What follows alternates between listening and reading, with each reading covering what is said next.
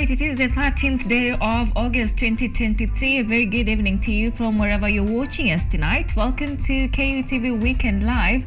So much lined up for you tonight, but first, the headlines.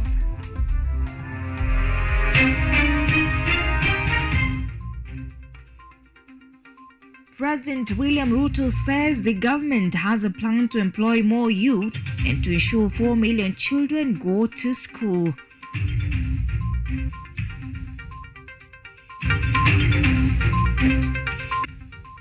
DP Gachagua says a new university funding model is set to benefit needy students.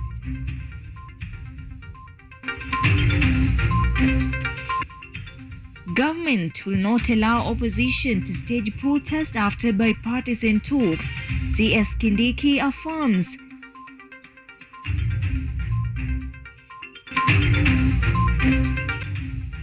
And in agribusiness, Gelana Kulalu to increase maize production to 20,000 acres in a bid to improve food security.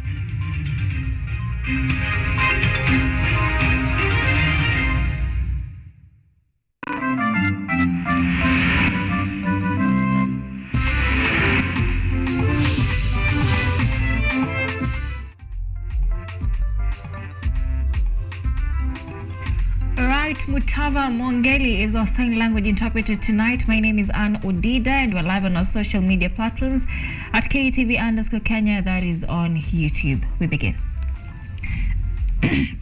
Beg your pardon. Now, President William Ruto has said that the government will ensure 4 million children from the arid, semi-arid and informal settlements go to school and have access to meals while at schools. The president hinted that the feeding program project has already been initiated. Ruto was speaking while attending a church service at Faith Evangelistic Ministry in Karen.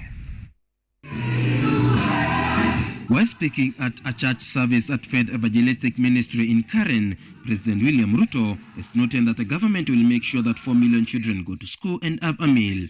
He's saying that up to 250,000 children in Nairobi City will benefit from this program. We've agreed with the governor. We're going to feed 250,000 kids in the city of Nairobi, especially from the informal settlements. We're going to use our taxes to make sure that 4 million children go to school and have a meal. President Ruto says that the project has already been initiated and is meant to give hope to children living in arid and semi-arid areas and informal sectors. He added that the government is working with governors to scale up the reach up to 6 million. And we are working with governors and others to scale up and see whether we can reach 6 million kids going into the future. On affordable housing plan, President Ruto says that the housing plan agenda emphasizes on creating job opportunities for the youth and not just for the construction of houses. Good people, I have said it before, I will say it again in church. It wasn't so much about the houses. It was so much about the jobs for the young people of Kenya.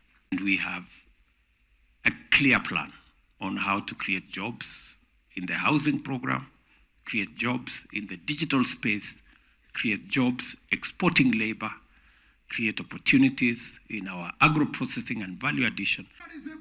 Meanwhile, Ruto says the government intends to increase the country's savings culture, saying this action will win the country off from foreign borrowing, which has crippled the economy.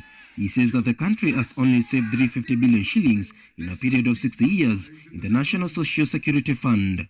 Because of the new formula that we have agreed and we have begun implementing the last 4 months, we are going to double that money, the 350 billion. We are going to double that money in 4 short years. President Ruto has lauded farmers for what he says they have doubled food production as compared to last year. James Morekemunda, KUTV. Deputy President Rigathi Gachagua has refuted claims that government has hiked higher education costs. The DP has also praised the report submitted to President William Ruto by the Presidential Working Party on education reforms, saying it is in order with policies that are crucial to the education sector and that are aimed towards benefiting needy students in universities. Deputy President Rigathi Gachagua has refuted claims by a section of Kenyans that the government has hiked the cost of higher education in the country. Nimeona sasa wakijaribu kusema ati the changes we have made in the education sector is making education for the rich. It's a lie, blatant lie. What we are saying is we are changing the model so that people, once you are given assistance, it's full. Hakuna haja kusomesha mtoto umpatie bursary form 1, umwachilie form 2, hana then arudi nyumbani umeenda hasara. We have just refocused and changed the strategy of funding university education. Gachagua has also held the report by the Presidential Working Party on education reforms that was presented to President William Ruto, saying it is instrumental in transforming graduates from being job seekers to being job creators. The report has set on course a raft of reforms that will re-engineer the education system to meet emerging socio-economic development demands of our great country. It also happens when our nation is grappling with rampant unemployment as graduates from tertiary institutions compete for limited opportunities. This was one of the reasons that the President sought inclusive and evidence-based reforms in the education sector. DP Gachagua has said that the government is keen on improving education sector, considering the allocation of more than 600 billion shillings to the sector in the 2023-2024 budget, which is an increase of 84 billion shillings to the last year allocation. In our first budget of 2023-2024 financial year, we have allocated a record 628 billion Kenya shillings to the education sector, an increment of more than 84 billion from the previous year, accounting for about 27.4% of our total budget. Is not an accident. We are implementing and igniting a system that is skill-focused for development. The DP has added that the government has offered paid internships to graduates to motivate them as they aim at achieving their career goals. He has also called upon higher learning institutions to take pride in impacting skills instead of courses they offer. Gachagua has reiterated that there is need for learners to be equipped with skills in tackling matters like climate change. Universities and higher institutions of learning can no longer boast of courses they offer, but the quality of the versatile skills they impart on the graduates to solve emerging issues like climate change and enhanced food security. Being the 41st graduation, more than 800 learners graduated from the University of East African Baraton. Joseph Kes, KUTV.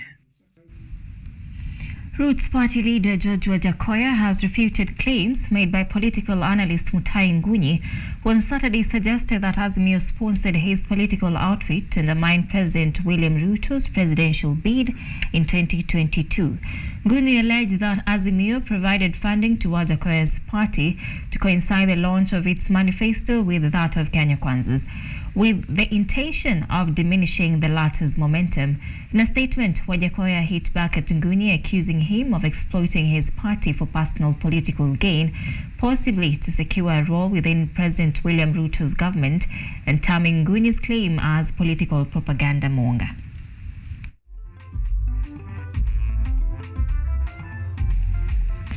ODM leader Raila Odinga on Sunday held talks with the U.S. Senator for Delaware, Chris Coons. Raila confirmed his meeting with Coons in a statement on Twitter that said it was a great pleasure for him to meet and exchange notes with the senator. The meeting with Coons comes a day before the official commencement of the anticipated bipartisan talks between Kenya Kwanza and Azimio on Monday. Coons is accredited for the handshake deal between former President Uhuru Kenyatta and Raila in 2018. Now, students are already home for the August holidays, and parents have been challenged to watch over their children against social factors such as early pregnancies, which has become a common effect to the girl child, as well as an increase in number of school dropouts. For the depth of this story and more, here's the news wrap produced by Cynthia Doritu. Kwale County parents and guardians are required to take full responsibility to ensure the safety of the school-going children in the August holiday. This follows an increase in the number of students dropping out of school due to early pregnancy and interracial marriages. Ili bweni tulilojengewa hapa la wasichana linatusaidia kwa sababu kulikuwa na msongamano kwenye vile vyumba ambavyo vilikuwa tukikaa kwa ajili ya wanafunzi wetu wafanye masomo. Msongamano ule sasa umeisha kwa sababu tumepata nafasi kubwa ya kuwa wanafunzi wetu watalala vizuri na watasoma vizuri na shule yetu natarajia itapita vyema. Sehemu hizi pia ni moja za sehemu zile ambao watoto wasichana wanapitia changamoto nyingi, kwa mfano ndoa ya mapema na pia pengine kupata hata mimba za mapema. Kwa hivyo wakaonelea kwamba ni muhimu waweze kuwapa nafasi watoto wasichana waweze kupata mahali ama that safe place ya kuweza kusoma bila kusumbuliwa na mambo mengine huku. In other news, the Kilifi County government is committed to empowering young people financially. Led by the Deputy Governor of Kilifi, Flora Chibule, county officials have said that the companies registered with the groups of youth, women and people living with disability will be able to obtain loans and 30% of government tenders. Leo hii tunajivunia ya kwamba tuna fund ambayo itatuwezesha sisi wote.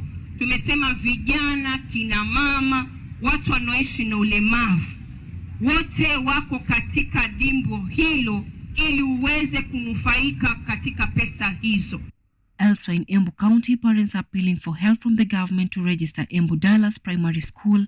There are also classes and facilities, but the only challenge is lack of registration. Watoto wangu wanasomea Kameo na ni riski kuvuka barabara kwa watoto wazuri wandogo, na magari ya mirai inapita, mabonda bonda na inapita kwa speed sana. Kwa hivyo watoto wakitoka wanaenda, tunakuwa na wasiwasi, tunaridhika wakati watoto wamerudi nyumbani tunaona wako salama. Na bila registration ya hii shule ni kumaanisha watoto ambao wanamaliza chekechea ama ECD classes hawana mahali pa kwenda. Lakini what I want to request, ile jambo ambalo nataka kuuliza ni kwamba tusije tukawa tunafanya miradi ambayo tunaita white elephant projects, because hakuna haja ya kuwa na mijengo mikubwa ambao haiwezi saidia watu wetu. The biggest problem has been the children's inability to develop academically because the school has not been registered since it began in the year 2017. Anyango Sylvia, KUTV. All right, we're taking a very fast short break at this point. Of course, so much more lined up for you. Stay with us.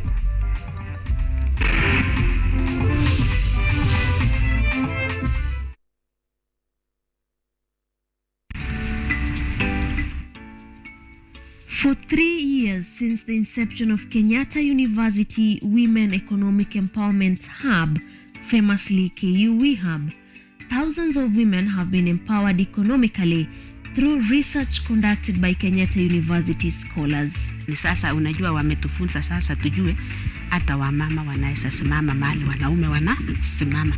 Kwa hiyo biashara yangu ya Poshomi, nimejua nikifanya leo, yani I'm selling maize na kushaga. So jioni nakuja kufanya hesabu, nitoe expenses, nione income yenye nimepata, ni safe.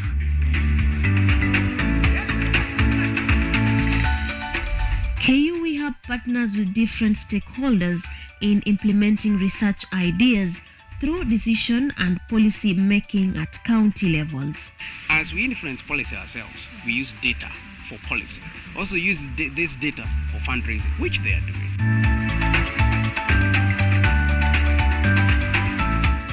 Through their leadership and governance project, KUE Hub visited Bomet County for research to reach their one objective of empowering women in leadership.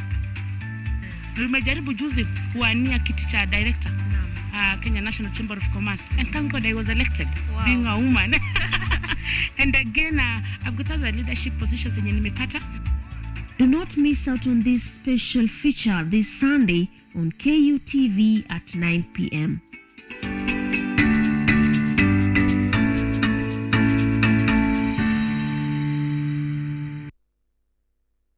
Lola is an app that gives you a chance to watch videos, listen to audios, and read articles wherever you are for free. Motivational stories, dramas, campus life, technology, lifestyle, adventure, sports, academics, jobs, entertainment, and more. Download Lola now on Play Store. All you need, you got Lola. During demonstrations, it is the right to demonstrate, the right to picket, the right to assemble, and the right to petition. These are the rights which emerge directly from that context. But it is also important to appreciate that Article 37 should not be read in isolation.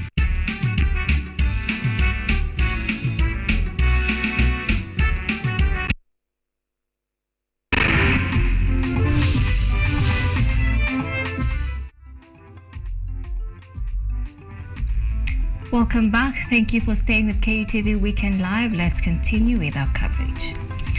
Interior Cabinet Secretary Kithure Kindiki has sounded a warning to the Azimio politicians against instigating violence to gain an upper hand in the bipartisan talks, saying the security apparatus will remain vigilant against such acts.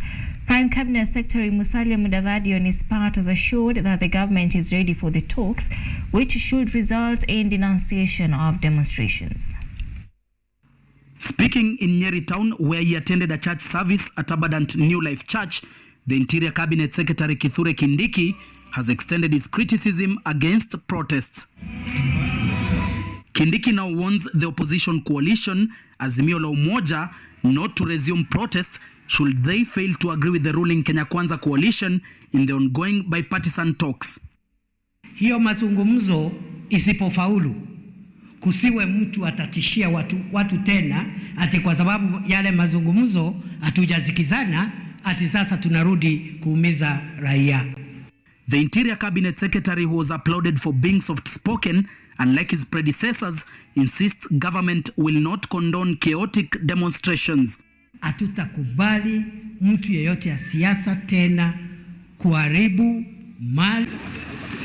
In a different church service at St. Monica Catholic Church in Rongai, Kajiado County, the Prime Cabinet Secretary Musalia Mudavadi has upheld government's readiness to engage in the bipartisan talks, which he says should put to an end the opposition protests. Sisi tunasema tuko tayari, we will negotiate on these items in good faith, na hata wakati ndugu zetu wanaongea kutoka kwa upande wa Azimio na kutoka kwa upande wa Kenya Kwanza, we expect them that as one of the very clear resolutions that must come out of those talks is absolute denunciation of violence by any party in order to resolve political issues in our country. The Prime Cabinet Secretary, who was oblivious to Azimio's agendas like the cost of living and auditing of 2022 presidential election results, however, says that they will only engage in the 5 key agendas outlined by Kenya Kwanza, which include reconstitution of the electoral body IEBC, among others. Azimio leader Raila Odinga, on the other hand, today disclosed meeting US Senator Chris Coons, who is linked to the 2018 handshake between former President Uhuru Kenyatta and Odinga. Through a tweet on his X account, Odinga said, and I quote, "It was a great pleasure as usual to meet and exchange notes with my friend Senator Chris Coons. An afternoon well spent," end of quote. Sentiments by Mudavadi and Kindiki and the meeting between Senator Coons and Odinga unfold as the bipartisan talks are set to kick off tomorrow. Mutweri Eliud, KUTV.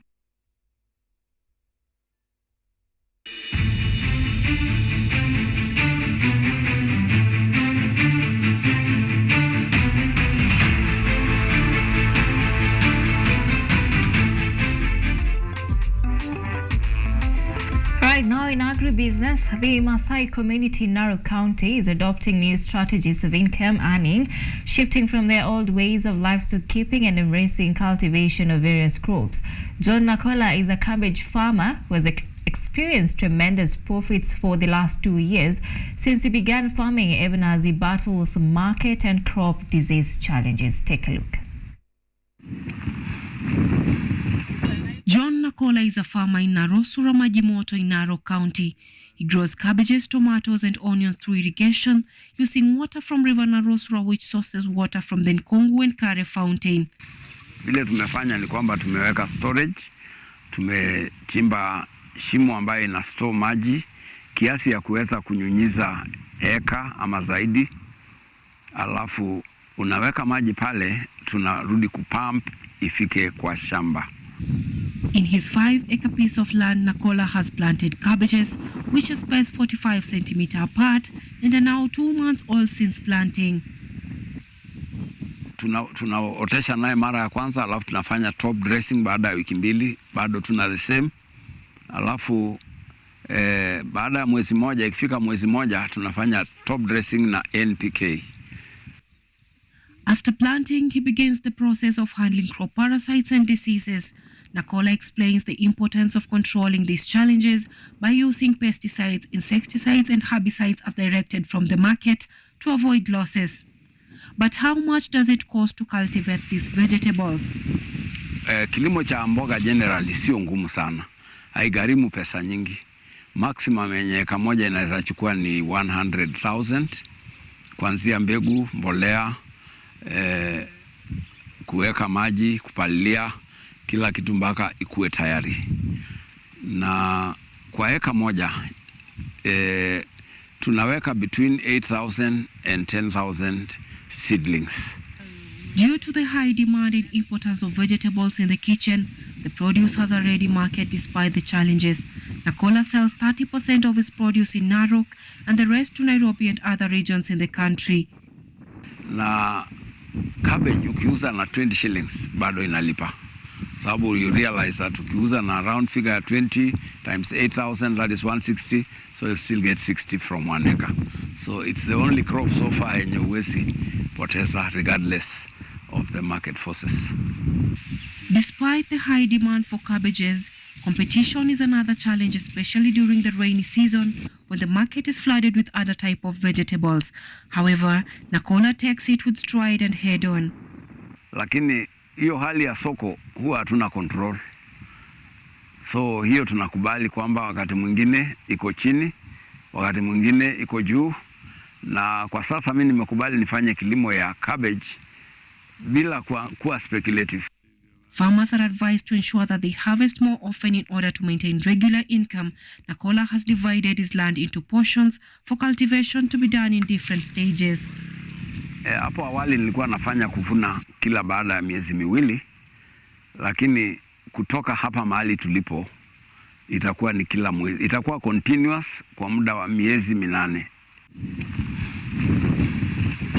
John Nakola is one of the farmers in Narok County who encourages the rest of the community depending on livestock to embrace crop cultivation that will sustain them as they face drought challenges occasioned by climate change. Anyango Sylvia, KUTV. Plans to expand the irrigated acreage at the Gelana Kulalu Food Security Project by up to 20,000 acres are underway. The expansion is expected to result in an annual maize production of 2 million bags. Initially, 10,000 acres will be developed, followed by a similar size after the construction of the Gelana Dam. Dorothy Musyoke has this report. The expansion exercise of the Gelana Kulalu Food Security Project being carried out by Twiga Foods Limited through its commercial farming partner Celu Limited has attracted 15 companies in the public-private partnership. According to Water, Sanitation and Irrigation Cabinet Secretary Alice Wahome, the 10,000-acre model farm is complete. The work that Twiga is doing here is perfect. Twiga will take 20,000 acres. We do have enough water. We have done our estimates. We have enough water to irrigate 10,000 acres here. more or less immediately. Peter Njonjo, who is the founder of Celu Limited, said that his farm anticipates producing at least 2 million bags of maize every year from 20,000 acres and creating employment opportunities. He added that the maize crop at Galana Kulalu matures in 105 days. Hence, with irrigation, the farm is capable of doing 3 seasons of rotational farming every year. Unlike other parts of the country, the maize crop takes 105 days here. So it means that with irrigation, you can actually do 3 crops a year, including a rotational crop. And when you take that into account and the high yield, then this has an opportunity of actually creating a huge transformation as far as maize is concerned. The principal secretary in the State Department for Irrigation, Fantas Kimodo, who said that most investors were inquiring about the type of soil and availability of water. We're working with about 15, the ones who have really shown a lot of interest. One of the things they've been asking for the type of soils, the soil structure, which actually the proof of concept which is currently being done here by the current developer, because actually is actually trying to test the soil structure and a number of. To be able to develop the fertilizer regimes, we've carried out extensive soil analysis and study to look at the structure, look at the nutrient content, to look at the water retention capacity, organic matter content, among other things. That informs now the development of these 3 different regimes that we are testing against. This comes when the country has experienced effects of climate change, and the expansion of the Galana Kulalu project will not only increase maize production, but also will enhance food security in the country. Dorothy Musyoka, KU TV.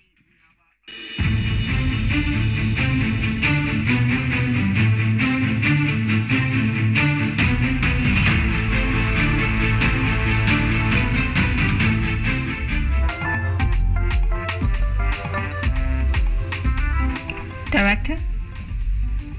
All right, we are taking another short break at this point. We're coming back with sports and, of course, a story about Kenyatta University Women Economic Empowerment Hub. Stay with us.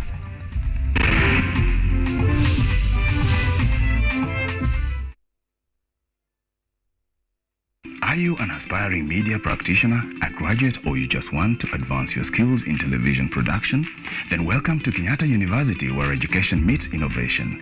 KUTV, the premier university television station in Kenya, is now offering short courses in TV studio, field technical operations, and video editing. Through these courses, you will acquire hands-on skills on camera operations, media production, lighting techniques, audio-visual editing, and sound and visual control, and how to operate key equipment in modern TV control room. Enroll today at KUTV and discover your full potential in cutting-edge TV broadcasting. Graduates of these courses will receive professional certificates.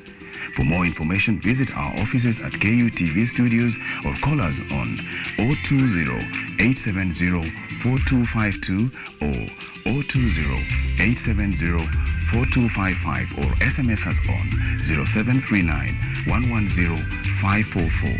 KUTV, a new experience.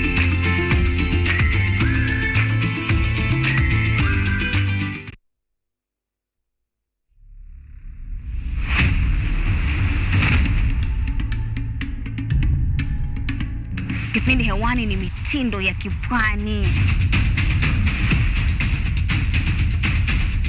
Kama ilivyo kipindi hiki kinahusu nyimbo za taarab, chakacha, midwara, midundiko, bila kusahau mapishi. Ambao ndio uti wa mgongo wa pwani ya Afrika Mashariki. Jamani, swahibu zangu mliopo maskani, hatuonani wenzangu, najua mwanitamani. Hapa KUTV, nahodha mwendesha chombo cha baharini, yani ua linalunukia na kuvutia waridi tamu.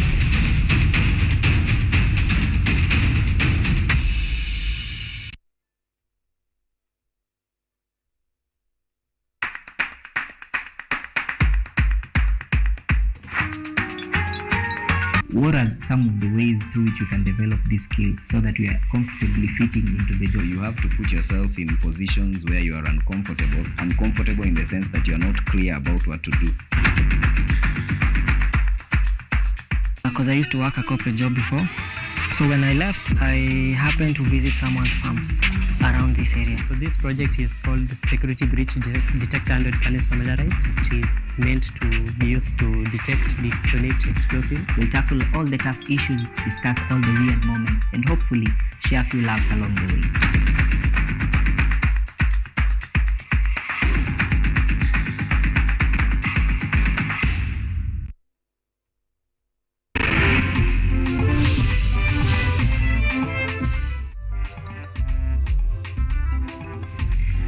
Welcome back. Thank you for staying with us. Let's continue. Kenyatta University Women's Economic Empowerment Hub, popularly referred to as the KU Hub, has joined forces with Women Empowerment Linkwell organization to champion women's rights. This is after discovering some of the challenges women encounter economically as well as in leadership and governance. Join Caroline Kimwele as she takes us through their journey of research in Bomet County.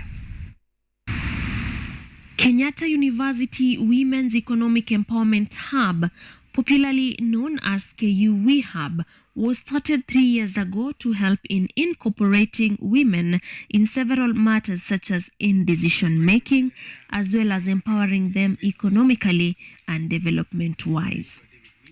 Kenyatta University received a research grant from the Bill and Melinda Gates Foundation to establish a center whose purpose is to provide evidence to advance women's economic empowerment in Kenya.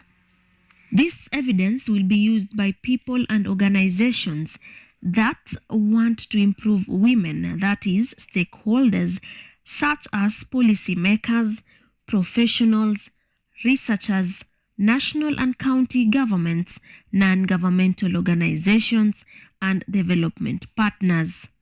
Kenyatta University Women Economic Empowerment Hub is advocates for women empowerment through evidence-based research that informs policy. And that's why the hub was formed. Kenyatta University, being an academic and research institution, was through a competitive bidding, was given a grant, a 5-year grant by Bill and Melinda Gates Foundation. And this grant had those many projects, about 10 or 11 projects.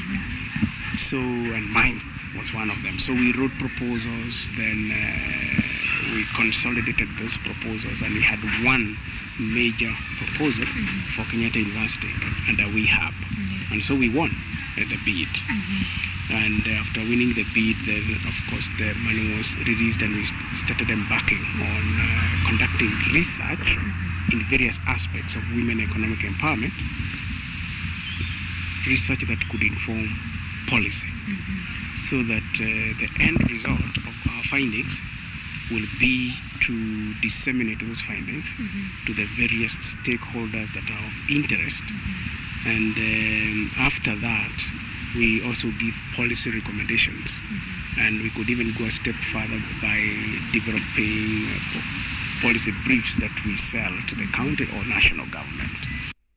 After discovering the gaps left in empowering women in the society and also discovering that only a small percentage of women are involved in leadership, this leadership and governance project, led by Professor David Minja, who is the principal investigator, took on the responsibility of conducting research in Bomet County so as to bring about positive change in the lives of women. In my project, it is very county specific. County specific.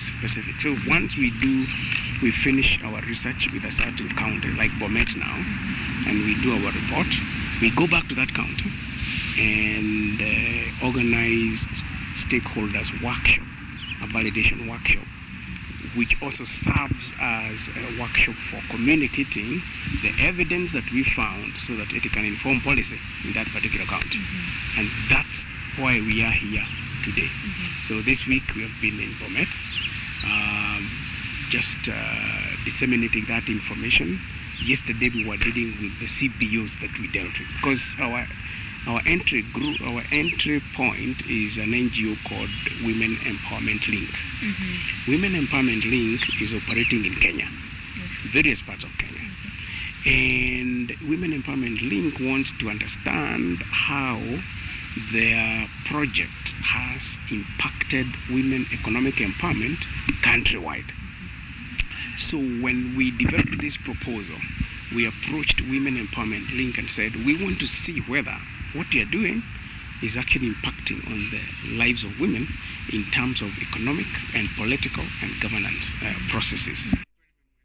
The success of this research was achieved by some of the lecturers at Kenyatta University in collaboration with the Women Empowerment Link, WELL, which is a non-governmental organization.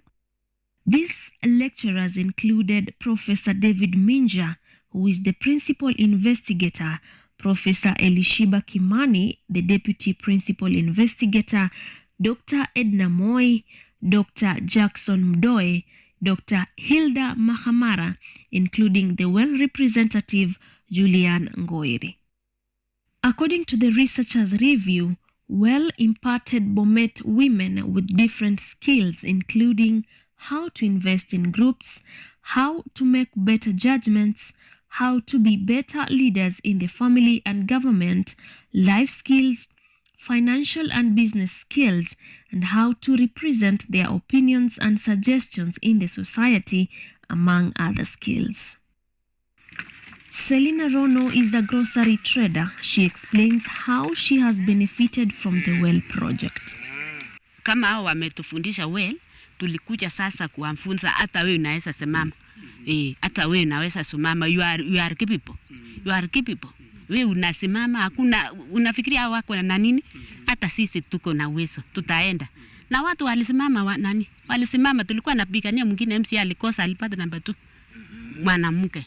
Albina Ruto is another beneficiary. She has been a widow for 30 years now. She explains how WELL organization trained her on the effects of female genital mutilation and on the importance of saving.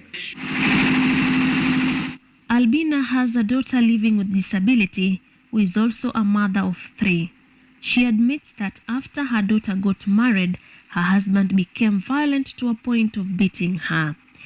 But the training on gender-based violence from WELL organization helped them, and the hostile husband changed into a better husband. We were trained with WELL jinsi ya kufanya biashara na kuweka akiba, sio ya kufanya biashara na kukula. Unafanya biashara ya kusave kitu kidogo. So tumeanza kwa hiyo group venye tulifunzwa na WELL, tukajua maana ya savings. So tunaendelea kusave hiyo pesa. Alafu on the first place tulianzia hiyo group kufanya chama merry-go-round ili tusaidie watoto ya 4 months. Tulianzia watoto wa 4 months kuwasaidia kusanyia pesa ya merry-go-round, alafu wachisaidie nao. Baadaye venye 4 months waliendanga shule, tukaanza sisi kusave pesa na tukaendelea na hiyo merry-go-round. Wenye hawana watoto ya 4 months wanachukua hiyo loan kufanyia biashara, not loan, hiyo merry-go-round kufanyia biashara. WELL imetufundisha vile tuna save pesa na vile tunaomba. Unaomba pesa kulingana na biashara yako. Na vile ukipewa hiyo pesa inafaa uchipange uweke kwa biashara. Ni walitufundisha hivi, hakuna haja uombe pesa labda upewe 50,000 na we mama mboga ukuje ujifalie naye. Walitufundisha tukikupea pesa vile tunafanya biashara, vile unaweka biashara kabisa mpaka unawiri vile unarudisha. A few kilometers away from Albina's home, we meet Priscilla Kamoyeng, who narrates that after being empowered, she is now a successful farmer. She says her husband has embraced her work after seeing the benefits of the project, especially in the family and society. saa zile huko kwa leadership, tuseme kwa group, lazima usikie nini decision ya kila mtu, sio wewe unapitisha tu. Sasa nimeanza kujua mingi vile mimi nakaa tu, wanaanza kusema kitu na kudecide. Later, after their research, the Kenyatta University researchers met other stakeholders and presented their results and evaluation of the research. I've got other leadership positions yenye nimepata. Nimekuwa leader wa my community based organization yenye niko. I'm the treasurer. And above, even apart from me, niko na wanawake wengine wenye I've been sensitizing with, together with my other TOTs, wenye wamekuwa na hiyo leadership positions. Like for example, I've got almost 3 women wenye wamepata, mmoja ako saizi chair wa athletic, a sports organization, mwingine ako chair wa dispensary. Unaona, yenye ilikuwa kitambo ilikuwa very hard kupata kwamba ni wanawake wana lead hizo positions. According to their assessment, most of the women in Bomet County have joined investment groups of between 20 and 30 people. Men have also volunteered to be part of some of those groups and provide support when needed to. At the beginning, in our initial findings, we found there was a gap in the sense that women were being given all this skill and the men were being left behind. And when we went to collect data and interview community members, even the men said, we would want to be involved in this training. We would want to get these skills so that we support our women with understanding. And I found that to be very positive. They were not feeling threatened, but they were saying, if only we also got this kind of knowledge, governance, leadership, they have not been trained by anybody, we would support our women to be MCAs, we would support our women to be MPs, we would support our women to be governors and everything else that they would want to achieve. However, a call has been made to stakeholders, experts and policy makers to involve the leadership of Bomet County government in implementing the agenda of empowering women in leadership. Caroline Kimwele, KUTV.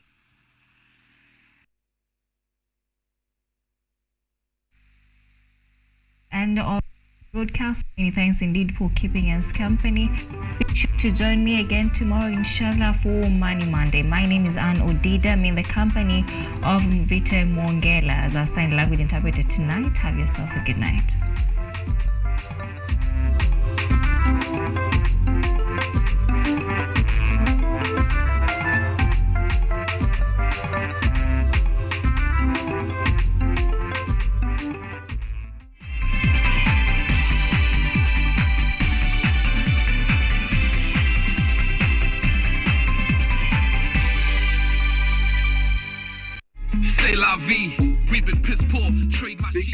Definitely my favorite is family. You know, family comes first in everything I do. I used to be pretty fashionable, dude. Like, if you were at an award show, it would be like Fali Pupa was gonna show out. The Navio was gonna show out. Never been a colony, so done with apologies on school fees for all. Behind the left jab, the right is always there. Behind the front foot, the back foot is always there. Forge with this brand is about since pop past his team. He was hey.